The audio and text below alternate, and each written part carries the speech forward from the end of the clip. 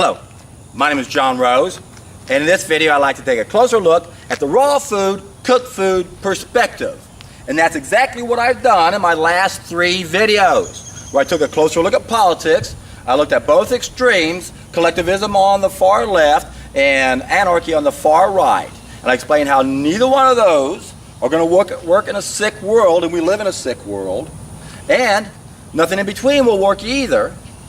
But when we get reconnected and change our collective mentality, we will have a form of collectivism and anarchy at the same time, where we realize the solution has to do with a principle called autarky, where the individual and the collective are both recognized, so that if we have, let's say, property that's socially used, it'll be socially owned and democratically controlled.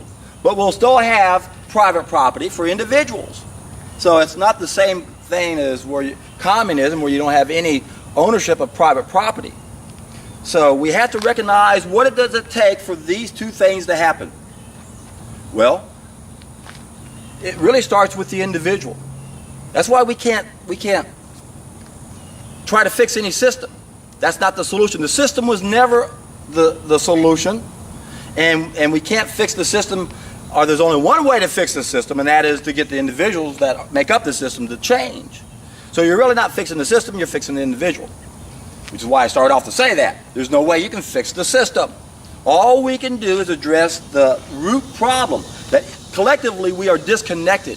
That's the fall of mankind. So when I say the raw food, cooked food perspective, and you always have to use that no matter what you talk about, is because the raw food corrects the fall of mankind. This is why we have the Dark Ages. This is not a complicated, this is not a no-brainer. It's obvious as all get out that when we put our food in the fire, it ruins the food, it ruins us, it alters us. But yet we're under a spell, the hunger spell. As Plato said, whatever deceives men seems to produce a magical enchantment.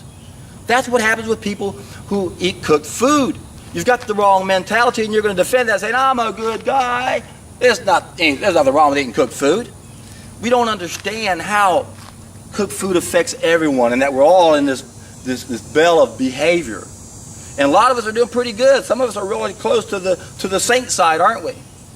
But look at the other side of the bell, and then look at the edges of the bell. That's what's controlling all of us. That's what most of us just don't understand. That our brains are bombarded with so much bullshit. We have so many references that support certain lies that are crucial for the powers to be where they are, that when we hear the truth, we can't accept it. Because here comes a new idea coming at us, to tabletop without any legs, and we say, oh, I recognize that. It challenges this belief over here, where we got 1,000 references. And I never even put them in there. They were just bombarded in my brain. Every time I turned around, I was being indoctrinated to believe this is true, this is true, this is true. So it's virtually impossible to help some people understand something this profound unless they do it themselves and have a brand new reference. That's the only way to challenge that many references. When you've got a belief that has that many legs, the only thing you can do is test an idea as time has come. And then you'll see for yourself that life is an illusion. That all these systems that we've had that were set up to try to solve our problems, and we've been bombarded, ask your doctor, that's the only solution. You're going to realize, my God, these people weren't the solution. I only got worse in the 10, 20, 30 years I've been taking their drugs. And what do? I go on a juice fast, I eat raw food, I do a water fast, and what happens? The problems go away. Why? Because we corrected 5 main mistakes. What's the first one? Cooking our food. It's the first big mistake. If we didn't make that mistake, we wouldn't be eating animals. That's the second mistake. Then we wouldn't be eating grains. That's the third mistake. Thank you, the agricultural revolution. Then we wouldn't be processing our foods. There's the industrial revolution when we started making machines. And then the chemicals. My God, what are we doing to ourselves? We're digging our own graves with our forks and our plates and our teeth. We are the enemy. We're doing it to ourselves. And then the condition of what we got, again, we got this bell of bad behavior where we got the worst of us, the sickest of us, exploiting the sickness in us. And sickness begets sickness. And there's only one solution to get out of this maddening hellhole we created, And that is for all of us to get reconnected. So that's where the individual comes first. But then when we look at the nation state, how do we become self-sufficient? Are there lessons we can learn from last century if we had had access to that knowledge? But guess what? When we're exposed to that knowledge, we've got this huge belief system over here that has thousands of references that prove you've got to be wrong. There's a lot of it, time and investment and money put into certain belief systems that make most people have a knee-jerk emotional reaction to the truth when they hear it. And if the information is presented in a very logical form, people are going to realize, oh my God, this guy's making sense. Better interrupt him so he doesn't make his point, so that way I don't have to delete any information. And this is what most of us do. A lot of us don't want to know that this is the twilight zone. Most of us don't want to know that we have a collective shadow. Look, I'm doing the best I can with my individual shadow, those unwanted aspects of ourselves that we have a tendency to forget. We have a very selective memory. Carl Jung called it our shadow. There's an individual shadow and a collective shadow.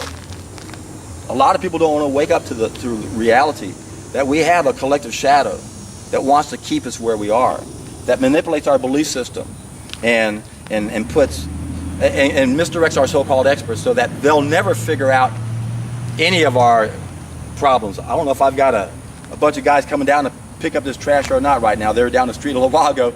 I hear a bunch of noise coming at me. I might have to cut this short. Anyway, major distraction there. So what do we do? If we have all these references and a new belief comes along, what's the average person going to be able to do? They're not going to be able to even think. They've actually become brain dead at that point. You see, if our brains have been bombarded with bullshit and we're not taught critical thinking skills, and when the truth comes to us, we should eat raw food, we should learn from history and not let people keep printing our money. If we learn, if we're told those type of things and we don't want to hear it, we literally shut our brain off. We don't want to hear it. It's called unrealistic optimism. And this is one of the hardest things that we're up against right now. And many times we have that feeling because we feel helpless. But once we've done this, as I pointed out, if you have this brand new reference, we can challenge all those old references. But what we have to realize is we really do need to work upstream and downstream. And to finish my point, by working downstream, we have to take back control of the money. We have to become self-sufficient as a nation. We are conquered by debt right now. And most people around the world are under this same predicament. And we need to change that. So if you are looking at politics, for example, how do you use a raw food, cooked food perspective to understand politics? Well, you have to understand the only people really qualified to be our leaders are people who've gone where few have gone so they can lead us to where we need to go. So if they don't understand the raw food, cooked food connection, if they don't understand that cooking our food's the fall of mankind and that's the only thing we should devote our energy toward, then they're not our solution, period. Now, they may have a good downstream solution. Let's end the Fed. I like that. Anybody who says let's end the Fed, let's see if they'll hold up to that promise. A lot of people make promises, right? We've seen that all the time. And how many times do people deliver? But yet the press can make us think differently, can't they? It's amazing. Learned a valuable lesson last night to make sure I preference some of my stories by asking certain questions. If I'm going to try to point out how we can't trust history in the past to somebody, I need to first find out, do you trust the news that you listen to now? I had a conversation with a woman last night and she acknowledged that she knew that there was a small group of people who owned the media, but then she couldn't understand how her beliefs were influenced by that media control, and how she couldn't understand that history, that can't be the right version of the history. No, those are the bad guys. I got too many references, you see. This is the problem. When we have too many references that to make us believe certain things, we won't do the right thing. We won't understand how important it is for us to stop letting someone else print our money. We live on an abundant planet. 2 countries proved that to us, to the world. They were flourishing when the rest of the world was starving. How can we be starving on an abundant planet? Scarcity is an illusion, and that is one of the most important illusions that the people who rule the world want us to believe in, and there's a lot of invested time and money in making us believe certain things so we'll never see that connection. That's why we don't understand the real truth about what happened last century. What happened last century? Well, the governments themselves killed 262 million people during peacetime. Google democide, and you'll find those facts that the University of Hawaii put together. And then we see we had 2 major world wars, and the interesting thing is both sides financed both sides of the war. And then we're lied to about the actual reason for the war and who the bad people were, because when we attack people, it's because the people who rule the world want us to attack them, because they're usually proving to everyone else that we live on an abundant planet. And that's what happened to Germany and Japan. They were proving to the world, look what happens to us when we don't let someone else print our money and take away all the money and profits and make us pay interest on it. Look what happened to us. Look what we did to our country. We went from the poorest to the richest. They called it the German miracle. We've been lied to about history so that we don't learn we live on an abundant planet. The illusion of scarcity is one of the biggest lies told by the biggest liars in the world who rule the world. You have to understand that's what they are. They're psychopaths. All psychopaths are con artists. All psychopaths are habitual liars. We're being lied to. Wake up. If you believe the official story of 9/11, you are brain dead. And why? Because you watch the media, you believe that bullshit. Your brain's been bombarded with bullshit. If you believe the official story of 9/11, you are literally brain dead because you can't think. You can't have someone come up and say, well, wait a second. Do you know about Building 7? Do you know that it was controlled, demolished? That it was wired before the event? And if that building was wired, so were the other 2? That's a smoking gun. There's no case closed, man. If you don't know that, then you're watching the news. If you believe 9/11, if you believe the official story of 9/11, you'll believe anything because you're brain dead, man. Building 7, watch it, watch it, watch it. It was wired. So were the other 2 buildings. You're not going to wire this one. Well, we always have buildings wired in case the 2 big ones come down. Come on, man. You people can't trust history. Question everything. Question what I say. Question a raw food diet. Question a juice fast. And how do you do it? You do it. You don't just say, oh, this person failed on it, this person failed on it. Don't look at people who fail, look at people who thrive. Oh, there aren't that many sanitarians. Well, there's a reason for that. We don't represent much of a population. Remember, fall of mankind happened on a football field about the 1-yard line. 99% into existence. That's about 60,000 years ago. We didn't really start recording history till what? When we became civilized on the 3-inch line. We moved into farm communities, the Industrial Revolution, on the 6-inch line. So, that's when we started recording history. And guess what? Everything that's in our history is after the fall of mankind. So it's all bullshit. It's all bullshit because we're not correcting the fall of mankind. So we have to look at everything from a raw food, cooked food perspective. Otherwise, you got the wrong mentality. Because when you cook your food, you destroy what's known as a biophoton. Don't go to Wikipedia and read about biophotons, you fools. Don't you know Wikipedia is owned and controlled by those small group of people? Come on, man. Question the source of where you're getting information. And remember what Aristotle said.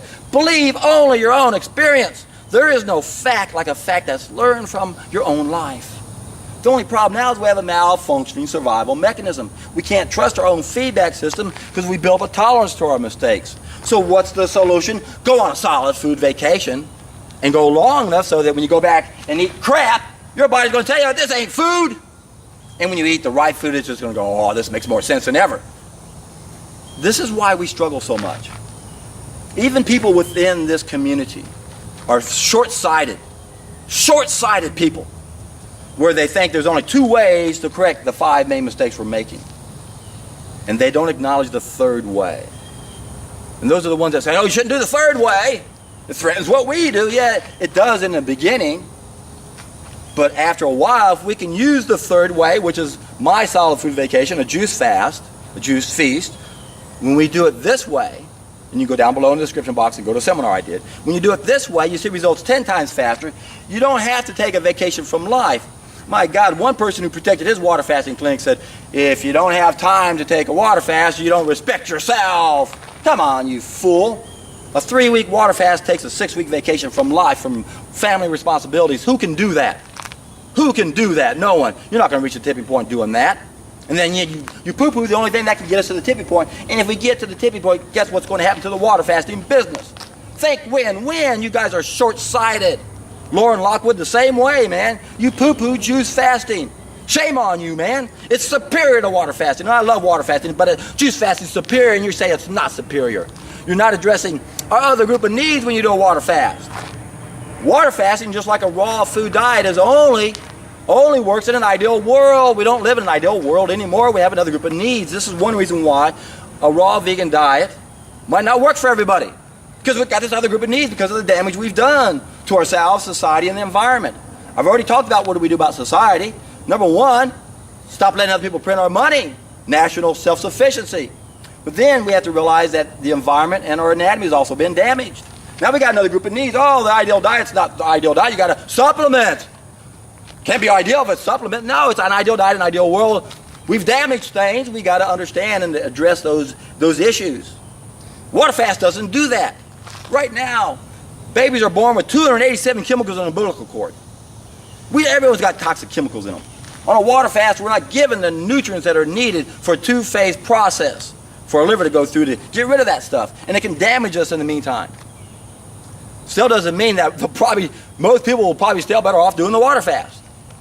But it's no longer the best preparation for a better way of life. Only in an ideal world was water fasting the best preparation. It's no longer ideal. It's the juice fast. It's far superior. Look at people who have experience in both of them, and they all say, juice fasting superior, superior, superior. Then once you do it, then you can do something more aggressive like a water fast, and I'll be the first to admit there's 2 different things going on here. But the main thing you guys aren't acknowledging is people are afraid to death of water fasting.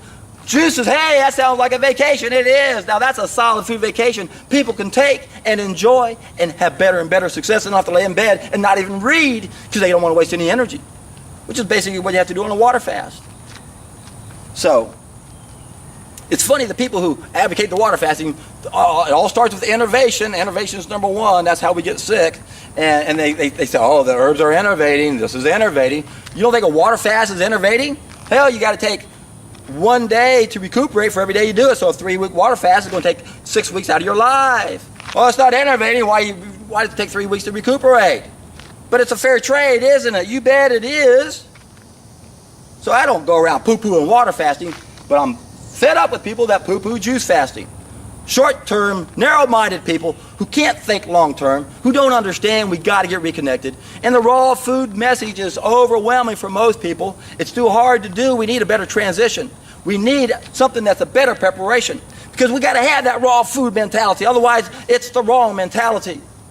And why is it wrong? We destroy the biophotons. What are biophotons? It's coherent sunlight energy that we store in the nucleus of our cells. It's faster than the speed of light.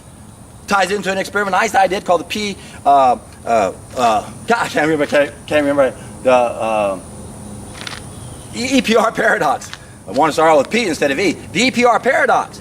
And it's been duplicated many times where they prove that faster than light communication exists. That's our sixth sense. It's our spidey sense. And it's too low, man. That's why everything has to be understood from our biophoton level. So if we're going to talk politics, if we want to have leaders, our leaders have to have an optimum biophoton level.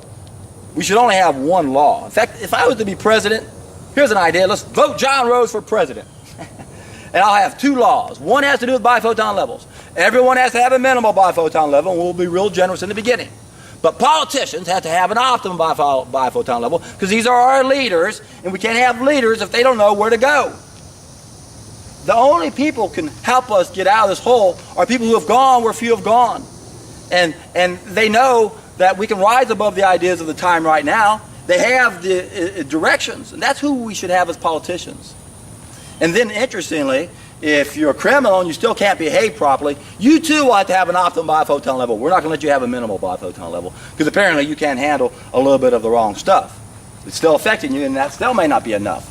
But we're going to at least bump up those biophotons, see if that doesn't make a difference. Find it interesting that both the politicians and the criminals both have to have those optimum biophoton levels.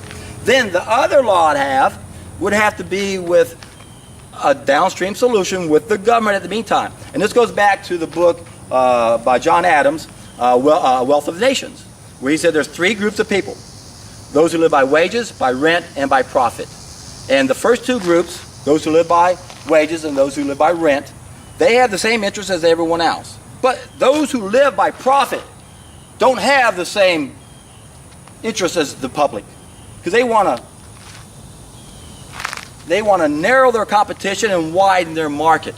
So the other law is that no one who lives by profit can communicate to any of our leaders. There's no communication, verbally and financially. That's how you get the money out of politics. Everybody who's in there making money cannot communicate to our leaders. Get away from us. You're not in our best interest. Don't you see? Adam Smith pointed this out. Those who live by wages, those who live by rent, those who live by profit, no communication to our leaders. And leaders have to have an optimum biphoton level. There's my platform. That will get us back to paradise. So write my name in on the ballot. Wouldn't that be something? Yeah, let's get me go viral. And that's the only thing we should focus on. So all of our politicians, it's a distraction. It's a distraction. Remember, if we're not getting reconnected, everything's a distraction. Every time we turn around, distraction, distraction, distraction. I do a video and I point out saying, oh, this guy I thought was pretty honest. Oh, he's not honest. He has ties with this. This is what he thinks. Distraction, distraction, distraction. Don't go there, man. Don't go into details. Who cares who these people are? That's not of any importance. That's another distraction. Oh, there are these people, there are these people, there are these people. Oh, no, that's a distraction. It's not who's doing it, it's what they're doing and what we got to do. See, that's how controlled opposition works. They don't care what they tell us, because it's not what we know, it's what we do. And what do we have to do? We've got to take back control over who prints our money, number one. And then we got to get reconnected. So, upstream, downstream. Simple solution, two groups of needs, and that's all we have to do. Simple platform. Don't allow those who live by profit to communicate with our leaders, and realizing that this is all downstream. And once we reach the tipping point, once we change collectively and our mentality changes, we won't have an exchange mentality anymore. We'll have a gift mentality. We'll have a resource-based economy. And the reason is because we'll bump up our biophotons, we'll feel connected to everything around us, and then we'll realize, hey, if I'm part of everything, how can I improve my life? No brainer. Let me improve everything around me. And everyone's going to have that mentality. And the more we give, the more we receive. Life is an illusion. We live on an abundant planet. But you've been tricked into thinking there's scarcity. You've been tricked into thinking Germany and Japan did something bad. They did something good. They stopped letting someone print their money. They flourished when everyone else was starving. Why do you want your children to starve? Why do you want your children to be slaves? Why are you a slave? Why can't you wake up? Your brains are bombarded with bullshit. You're brain dead. Most people are brain dead. Because you've had so much bullshit bombarded in your brain, you can't allow raw food to come into your life. You can't allow the concept that there are psychopaths who rule the world come into your life. And we don't want to put too much attention on these psychopaths. Again, it doesn't matter who they are. We just got to be aware that they're there and do damage control based on what they did. And the main thing they've done is they've taken our government and they're using it to control us. So we got to change all the bullshit in there and replace all those stupid laws with two laws, biphoton levels, and those who live by profit, until we change our mentality where no one's going to think like that anymore. It's the wrong mentality. Raw food, cooked food, perspective, wrong mentality, cooked food mentality, disconnected, clueless, downstream solutions, always downstream solutions, downstream, downstream, downstream. You never work downstream unless you're going upstream. That's what we have to do. That's where all of our energy has to be. And then we have to deal with the crap that we've got the best we can. So, if you haven't done a juice fast yet, or a juice feast, or a solid food vacation, if you're not motivated yet, listen to the Dr. Rober interview when he was on day 21, loses 20 pounds, medical miracle, no more backache, no more headache. Cholesterol dropped 100 points. Blood pressure normal. He's in his 50s, back when he was in high school. Watch the Deborah Duncan show. 6 of my students were on there. 60-day juice fast, varicose veins gone. 90-day juice fast, bunion gone. 3 weeks, no more gout. 1 week, out of bed for the first time in 5 years with fibromyalgia, couldn't even move. An athlete who used to finish mid-pack now wins every race. I'm telling you, man, there's an idea as time has come, and that is to stop cooking our food and gain back a perspective that makes sense. We gotta come from a 6-sense species, not a 5-sense species. That's the raw food, cooked food mentality. 6 senses, 5 senses. Senseless, clueless, illusions, downstream, downstream, downstream. Complicated. Distractions. That's what all that is. As long as you think there's nothing wrong cooking your food, everything you're going to do is a distraction. Now, sure, you can make hell a little bit better. Sure, if you look at the political spectrum, you can say, well, I kind of like this side a little better than that side, and there's a difference. But it's all an illusion, man. If you don't know the raw food, cooked food perspective, all of your opinions are pretty much worthless. Seriously. I listened to a video this morning. Guy went on, talked about politics, and doesn't understand the big picture. If you don't have a good, clear understanding of the big picture, then you won't understand that not everyone has a right just to do whatever they want to do. Now, this is an interesting thought to consider. Do you have a right to do anything you want? Sure, if it doesn't harm anybody, but when you don't keep your biophoton levels up to the right level, you're harming everyone. People don't realize that. Oh, don't say that. I can't do this. My cooked food doesn't affect anybody. No, you pull everyone down. Think of it this way. If you were a herd of animals, let's just say there's 1,000 of you, and you're going out into this pasture, and all the young ones look over there at this polluted pasture that smells really sweet, and they all go over there and start eating that shit. And those older guys go, oh no, we saw what happened last time. You guys can't do that because you represent half our herd. We can't have a bunch of sick, we can't have a bunch of you sick guys in our herd. You're going to slow us down. You're going to make us go extinct. You don't have a right to bring the herd down, and that's what they're doing. That's what we're doing. We don't have a right to eat junk because then you become junk, and we're all one. And this is what most of us don't get. That's why there's a raw food, cooked food perspective. We're all one. Cookies don't get it. But when you stop cooking your food, you start realizing, hey, I'm sensing something. Kind of reminds me of how I felt when I was a kid. Because according to Dr. Pop, we start off at 43,000 biophotons. Most of us are around 1,000 to 23,000 biophotons, when we should be 83,000 biophotons. And number one way to heal alternative in Germany is a juice fast, 114,000 biophotons. You want to bump up your biophotons. You want to transform your life, go on a juice fast, and you can bump up those biophotons, and then you'll flush out all that shit that you got inside your system that Victor Hugo referred to as a serpent. And see, those are the two main things that are contributing to the dark side of our behavior. We've literally have a serpent inside our body, which represents all that crappy shit that most people are carrying around in their intestines. The average person has 12 or 15 mils that are backed up relatively fresh in their pipes, and that's a serpent. It's a sewage system that's seeping back into the body and polluting the blood and polluting the thoughts. And then we don't have enough of the sunlight energy in the nucleus of our cells. Those are the two huge contributing factors to the dark side of our behavior.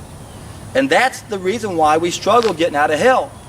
Because we've got the darkest of us, the sickest of us, the worst of us, taking advantage of the fact that we're sick and keeping us where we are. So we have this collective shadow that we don't want to admit exists. But we have to admit that it exists. We have to admit what it's done. We got to correct what it's done and realize there's only one way to defeat that aspect of our collective shadow. That's for us to get rid of our individual shadows. Only way to get rid of our individual shadows is to get reconnected. Period. That's where we start. Now, remember, we've damaged ourselves also. So we've done psychological damage. We've bombarded our brains with a lot of bullshit. That stuff just doesn't immediately clear away from us once we get rid of that serpent and clean the rest of ourselves. We still have a bunch of indoctrination to do, de-indoctrination, because we've been indoctrinated. So there's a lot of downstream work we have to do once we get reconnected. Once we adopt a raw food diet, we may still have emotional issues. We may still have psychological issues, because we live in a sick world and a lot of us have gone through hell. But we don't want to focus too much attention on that. We want to be able to release it, let go with it. And that's what's so good about a juice fast, because you do cleanse on an emotional level too. So as I've said many times, there is one thing stronger than all the armies in the world. And that's an idea's time has come. And how can an idea defeat all the armies in the world? Because it changes our mentality. We've got the wrong mentality. It's a cooked food mentality. We got to get a raw food mentality. We got to change our mentality. If we don't change our mentality, things will never change. And that's never going to happen unless we reach the tipping point. So what's it going to take to reach the tipping point? Well, give me a thumbs up. Share my videos. Comment. Keep the conversation lively. Be polite and respectful. 99% of you guys are just unbelievable commenters. If you haven't read the comments in my videos, people are sharing their experience. We've got lots of people right now, as of the time I'm taping this and uploading it later on today. Lots of people doing this. People sharing what's happening to them, how they're feeling, the ups and downs. And see, we all have our own individual damage. And this is why we're all going to have unique stories on how it helps us. But, and then always remember, you play an active role in figuring out how your body's been damaged, because we have to give our body everything it needs. And if we're damaged and our body's not getting something it needs, we have to be aware of that. If certain systems aren't working, if our adrenals aren't working, we're going to have blood sugar issues. So we have to realize we can't do certain things if it doesn't work. So stay flexible. Take it one day at a time, and if it doesn't work, you change gears. But and ideally, you want to go the distance, and no one knows how long that is. You take it one day at a time, and when you do it, my friends, you're in for a treat.